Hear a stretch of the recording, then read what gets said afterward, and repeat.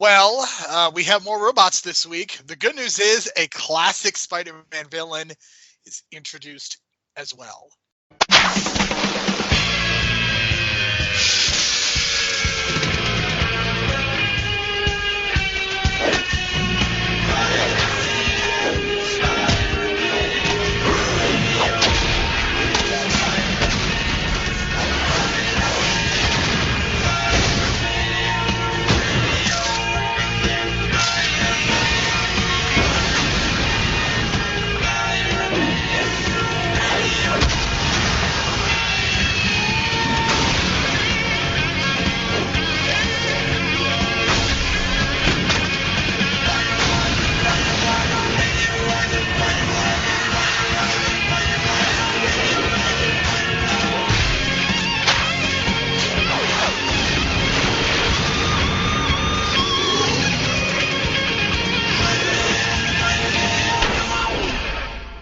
This is the Superhero Pantheon.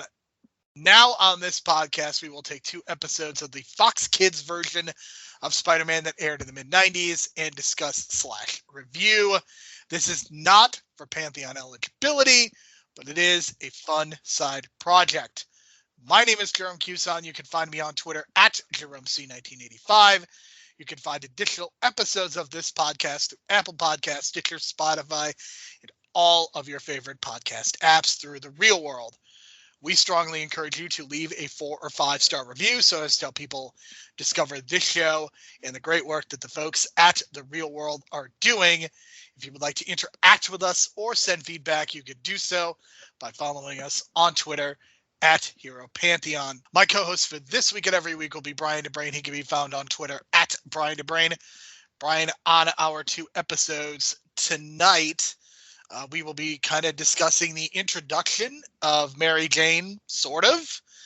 We will also be talking about the not-so-seamless transition that happens in the next episode.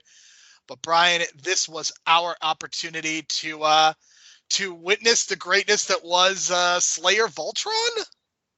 Yeah, this is definitely that, 90s kids tie-in.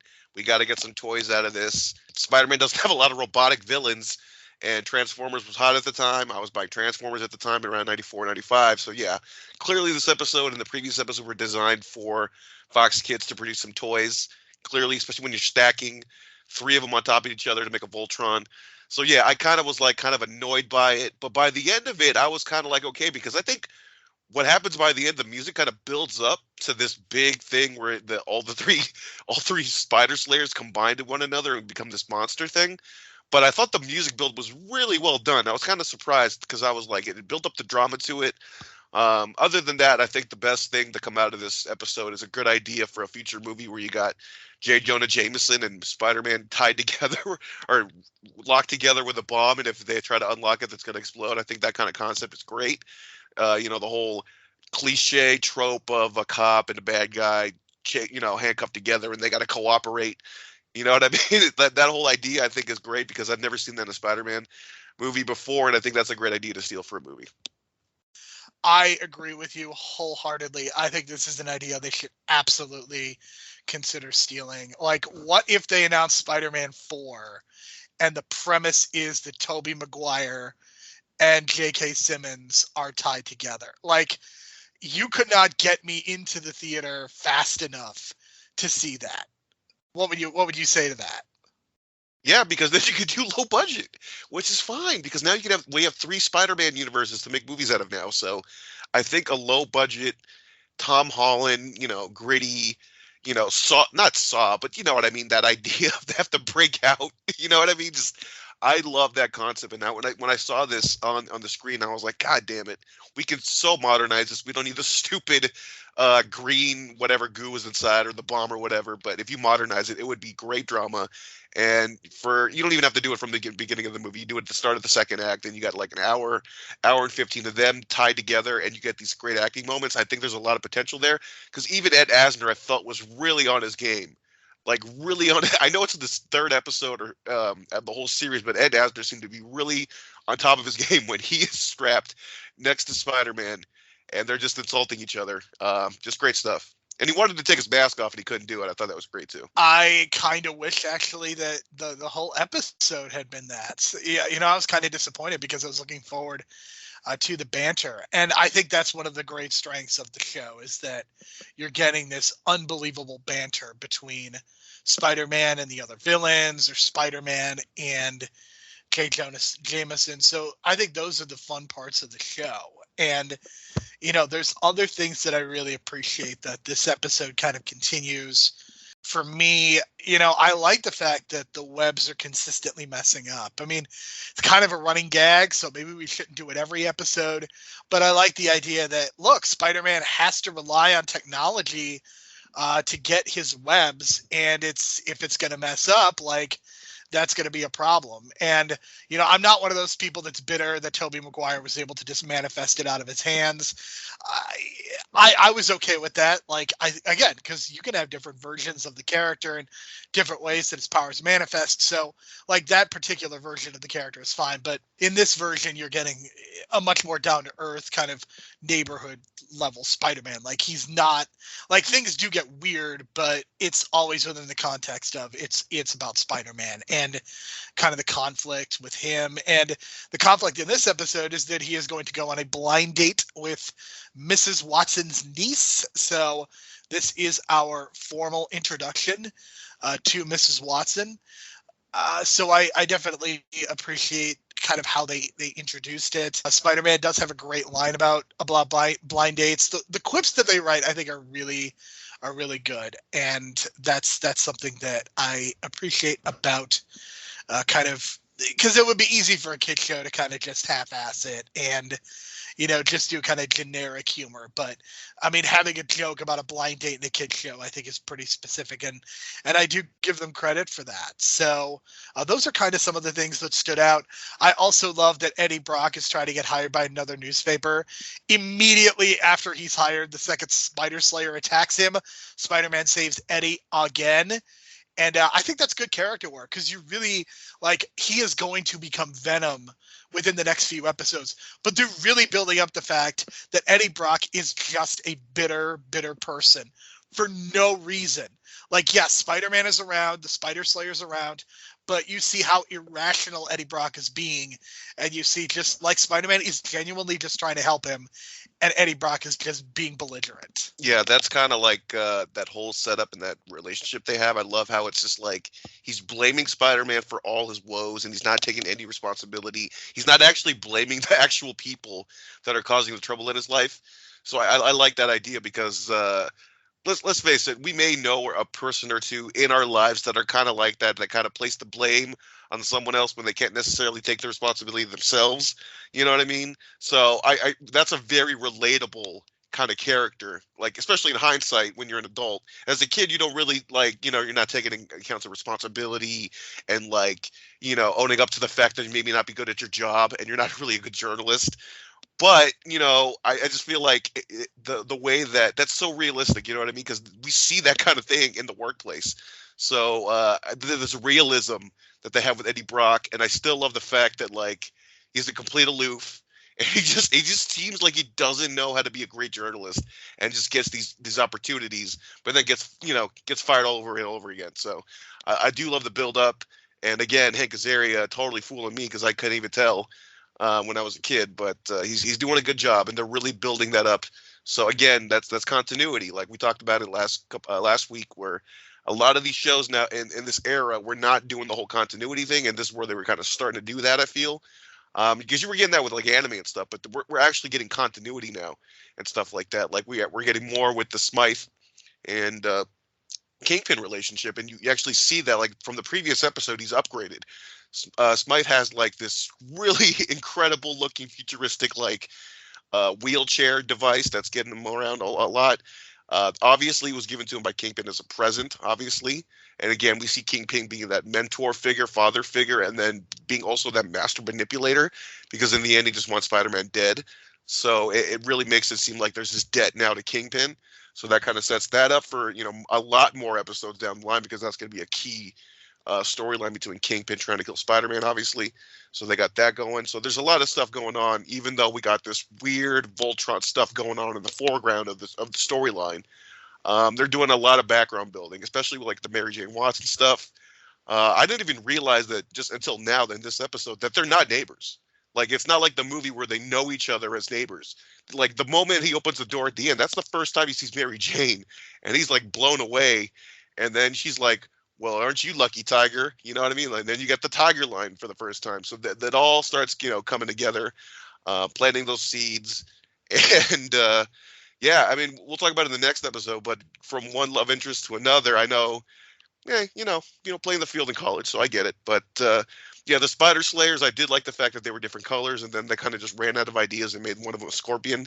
So, creativity, but it's the Cell Toys. For sure. I also appreciate the fact that Spider-Man continues to save random people. I think that's, again, something that I think a lot of superhero movies have gotten away from, and I would like to see them return to, is this idea that, yes, being a superhero means defeating villains, but it also means, like, saving people, too. So that's something that I'm going to continue to point out in this series. I like that Spider-Man uses science to get the bomb off of him, and then he attaches the bomb to the Slayer to defeat it. So nice paying off of kind of this thing that they've set up with the bomb in the first act, and then kind of paying it off in the end. Very much appreciate that. And of course, Spider-Man rips his suit, but he has to sew it.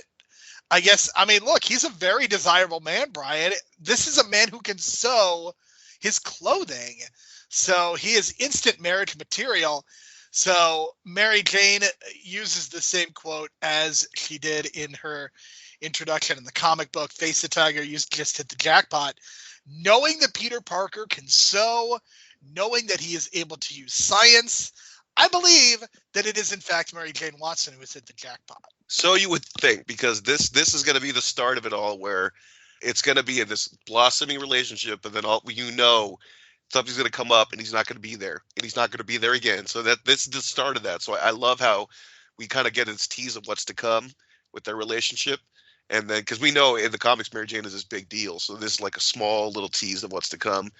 Good little writing there. And then, because also in the previous episode, they were also teasing a relationship with Felicia Hardy, which we'll get into in episode 4. But, this is, playing the field for Spider-Man. And then, he's not necessarily committed yet, but it does become like this romantic storyline thing where it becomes like a love triangle, and then almost like a love square with like Flash Thompson and Eddie Brock and Norman and Harry Osborn as well. So there's very it sounds a little CW-ish, I'll admit, but that's kind of like also what's kind of appealing, because you get some of that tween audience, and like, girls watch it too. And that kind of storyline does draw in that certain audience. And I do remember as a kid, like this love triangle square thing going on with all these different characters. It was kind of hard to follow at first, but then later on, when you watch something like something on the CW, or for example 90210 or something like that, then you get used to like, oh man, there's a lot of melodrama going on, but it's just so addicting because that's the kind of melodrama that we're addicted to as an audience. For sure. The next episode, we are introduced to Dr. Octopus. I love the name of this episode. It is Dr. Octopus, Armed and Dangerous. We have Peter Parker going on a date with MJ at the end of one episode, but then going on one with Felicia at the beginning of the next episode. So while there is some continuity, it's definitely not all the way there. Felicia is captured by Dr. Octopus. The cops don't believe Peter and what he's tried to say. We get some flashbacks with Octavius working with Peter. Just like in episode 1, we have a clear connection between our villain and our hero. So that's something that I really appreciate. I love the casting of Dr. Octopus. I think it's a great choice because I think it's very theatrical, and I think in a live action series or movie, I don't necessarily think it works, but I think here it does. And I think it's interesting that in terms of the Tom Holland Spider-Man, like there may never be another Doc Ock. Like it could happen, but the odds are that in the canon of the movies, it's only ever going to be Alfred Molina, who is probably among the best people that you could have had. And he is also very theatrical. And so I think that's very interesting. I think Dr. Octopus is a very hard character in terms of live action. I think he plays much better in the comics and the cartoon. It was kind of an absurd character, but I think it really works out well in cartoon form. I would say the Alfred Molina character or version of the character is my favorite, regardless of the comic, cartoon versions and the future cartoons. Because I think the key difference there is that it's the love of his wife, and they really emphasize his wife in the movies. He doesn't have a wife here. It's just an experiment gone wrong, and then the obsession of creating like a nuclear fusion or whatever it was, cold fusion, whatever. That obsession that leads him to the experiment going wrong in his own basement, and then that's where the explosion happens. I much prefer the version where it's just like his wife, and then he's trying to do good for humanity, and that idea of intelligence should be used for good things for the world. So I'm all about that. So I think that they improved a lot, I think, in terms of the basis of this character, because it just feels so like you said, like Doc Ock just seems like a cartoon character within itself, and they went in really hard with the cartoon version. I think the cartooniness of it in this version, especially with like the coloring and like this green suit and that horrible haircut. My God, like that's one of the most horrible haircuts I've ever seen on any character in any comic book, any movie at all. It's just like the saddest bowl cut you've ever seen, and he grows up with it, and it's just, it's ugly, man. But that's a choice. That's certainly a choice. It also feels very 90s to an extent too. Like I feel like that mushroom hair really popular at that time. Yeah, shout out to Catherine Hahn, because her version of Doc Ock had a voluptuous like head of hair that was gorgeous and all over the place. Total opposite interpretation here, but yeah, like I said, it's the cartoon, the gleaming of the cartooniness of it all, and I that's fine. But I do appreciate the much more detailed live action version with the backstory.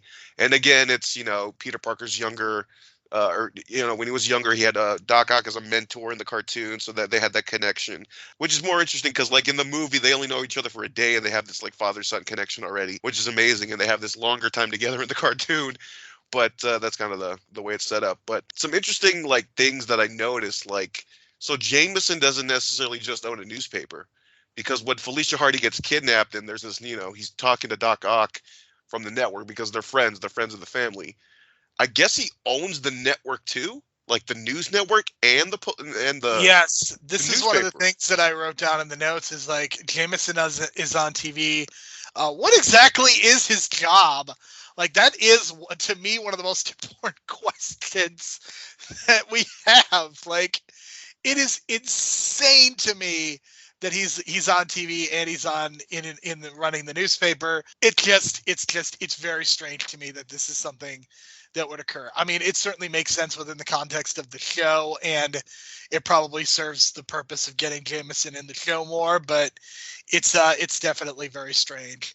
So before we go on, Brian, we teased an important voice that was on this episode, and that it had a connection to some recent news.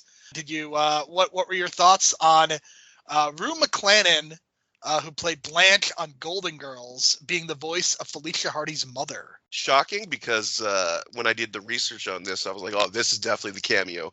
Because there's another technical casting I'll talk about in a second that I don't think even you realized, but with the death of Betty White, obviously, and the Golden Girls connection, very much, very relevant. It just sucks that she only did one episode. And, her mom does come back, I believe, because like she's a regular character, not a regular, but a recurring. So it's kind of interesting. You know what I mean? Like interesting casting choices, probably a budget thing. Like maybe she's a little too expensive for us. We don't need this. Because I would say she's a big name for 94. I mean, Golden Girls, and I think is like almost done or is going to be done around that time. And, it's very, very popular. Even I would say Golden Girls is even more popular now, which is even crazy. But, with the connection to Betty White, just incredible stuff. And you can kind of tell, like, she kind of fit that role. You know what I mean? Like, you kind of tell because she was just kind of, and I don't watch a lot of Golden Girls, but in Golden Girls, she was kind of like, sort of like upper class wealthy, right? And then she was just kind of like diminishing lower, not lower class. She people, was like, she was a sex pot. but She was a sex like, pot. More than that. That's but how I thought of that. Okay, well, it's just weird that she was the bomb, and then she only does one episode. So crazy casting. But the other crazy casting, I don't think you noticed, but Doc Ock is voiced by Ephraim Zimbalist Jr. And do you know who he plays in a different animated show that's reviewed on this network? I do not. Alfred Pennyworth. Wow. So Alfred Pennyworth and Doc Ock are the same voice in the animated universe, and he sounds completely different. Like you would never be able to Yeah, tell and apparently I guess we it's the both same missed this, person. that in one of the shots there's this, I guess, butler in the background. He has one line. He did the voice for that line too, just to fuck with people. So there you go, little Easter eggs in 1994 with casting decisions and Alfred Pennyworth. So crazy casting all around, I say. So in this episode, we get Spider-Man once again trying to rescue Jameson. Unfortunately, things do not work out for Spider-Man. And this is the episode that it is decided that maybe Peter Parker can in fact be more effective. Peter tries to pay off Dr. Octopus, and Dr. Octopus, of course, goes back on the deal because that's what villains do. And that's when Spider-Man saves the day. He uses his webbing and a magnet, just like in the previous episode, sciencing his way to victory, which I tremendously appreciate, and then seamlessly goes back to being Peter Parker. And I know, based on our conversation last week, I know this is something that you really appreciated, just the fact that he's able to go back and forth so easily. It was just so funny the way he did it, though. Like, it was he pretended that he got all this debris fall on him, so he drags all this debris on him, and then he somehow switches the suit to his regular clothing underneath the pile of debris for Felicia Hardy to pull him out. Just hilarious stuff, man. That's a typical Peter Parker Spider-Man type moment that I love. That's what Spider-Man's all about. Just covering up the fact that he was somehow away from all the action. As usual. So there you go. And I do love the fact that, like, Jameson, I don't know, I'm starting to realize, I think because it's 94 and, like, this was the height of, I don't know, maybe the public awareness of who Ted Turner was and is. This feels like a Ted Turner kind of thing to do, like to go on your own network, have your own newspaper. That's kind of the vibe I'm starting to get now. Obviously, I didn't pick up on that as a kid, but knowing, especially with the history of WCW and all that stuff, I'm starting to get these Ted Turner vibes from J. Jonah Jameson. So I think I'm going to go with that and kind of go with that interpretation, see how that plays out, because it's starting to feel like that a lot, especially with, the old white man look and everything like that. So I'm kind of intrigued now to kind of put that spin on the character. I think what is interesting to me is, in the end, Doc Ock is put into jail, and he uses the same quote as Beast did on an episode of the X-Men. Did you catch that? I think, because I think that quote's been used multiple times, right? I mean, it's obviously a very famous quote, but it's a weird thing to have it like on two Fox Kids shows that are heavily Marvel based. The other thing that I really liked is Spider-Man in the previous episode used the "It's clobbering time" quote. So basically, we're starting to get that interconnectivity. In a few episodes, we're going to get the X-Men crossover in season 2, but I love how we're teasing it now, because you're not really picking up on it. You know what I mean? Because this is kind of the start of it all with this and X-Men. So I'm loving these little teases, because we are going to get the Fantastic Four as a show.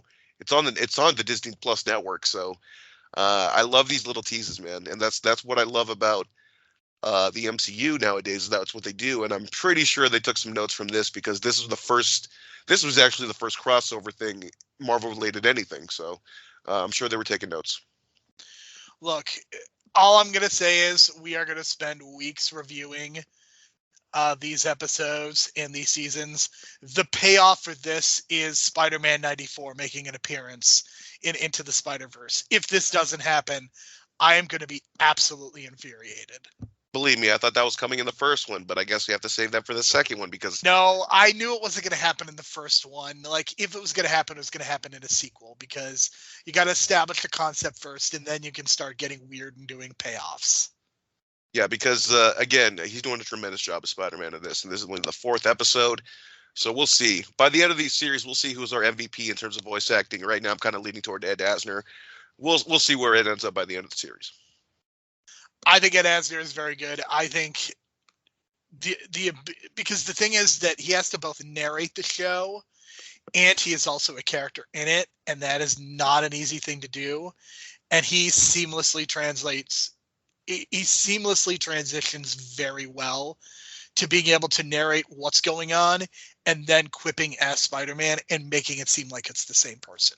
So that's the thing that's really stuck out to me, is just because I don't think voice actors, I think we've come to a point where voice actors, it's just famous people in a lot of these shows even at this point.